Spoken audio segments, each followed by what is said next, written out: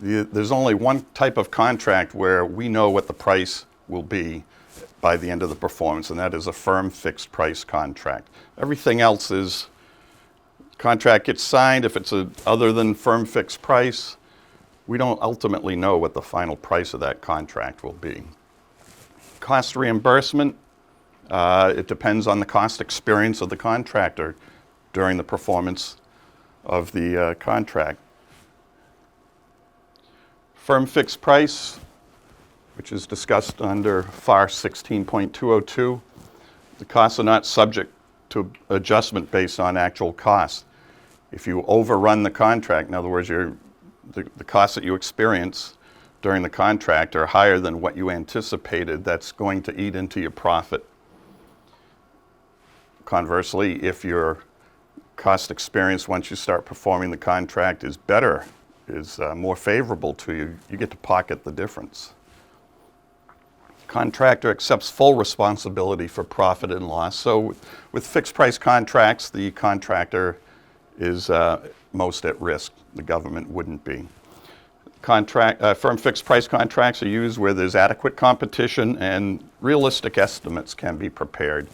It's important that if it's a type of contract, if you're doing research and development where the wheel hasn't been made before, firm fixed price contract would not be the type of contract that the government should award. Sometimes the buying commands should be well versed in matching up, knowing how what the elements are, the important elements are in determining what type of contract they will award.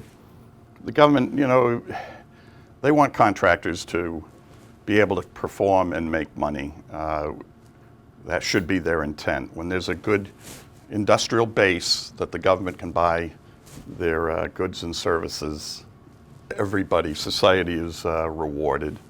And it makes sense. If you can't make realistic estimates on a contract pricing, everybody's at risk, and the government doesn't want to give a contract to a contractor that is going to lose money. It doesn't make any sense. Another type of contract is FPI, firm price incentive. I don't want to spend too much time here. Profit is adjusted based on the actual cost performance. There are targets for estimated cost and estimated profit. And depending on the actual cost experience of the contractor, by the end of the life of the contract, the government will compare what your actual incurred costs will be under an FPI contract compared to what the intent was at the beginning of the contract. And if your cost experience is favorable based on that original estimate, you're going to be able to get more profit. Conversely, if you don't do as well, the profit gets eaten into. There's a government contractor share in overruns and underruns. It might be like the government will pay 80%, the contractor 20% of the overrun or underrun. There's other fixed price, FP redetermination, economic price adjustment, or level of effort.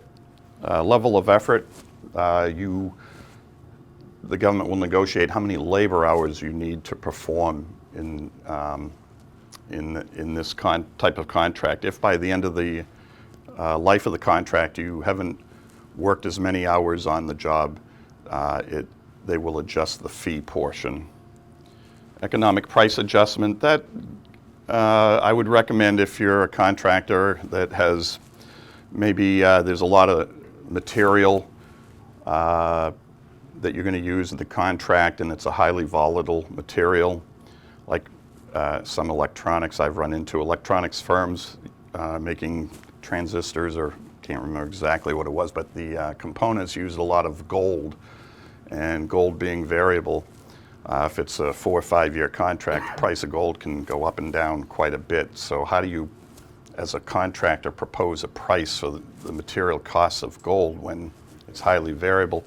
I would ask for an economic price adjustment clause be added to the contract so that if let's say $100 per unit was what your expectation was that you were going to buy the material at, and it's $400 or $500. Well, nobody knew at the time of negotiation what the final price would be that you're buying it at. So economic price adjustment gives you the ability to recoup money that you would otherwise lose due to price variability that nobody could predict.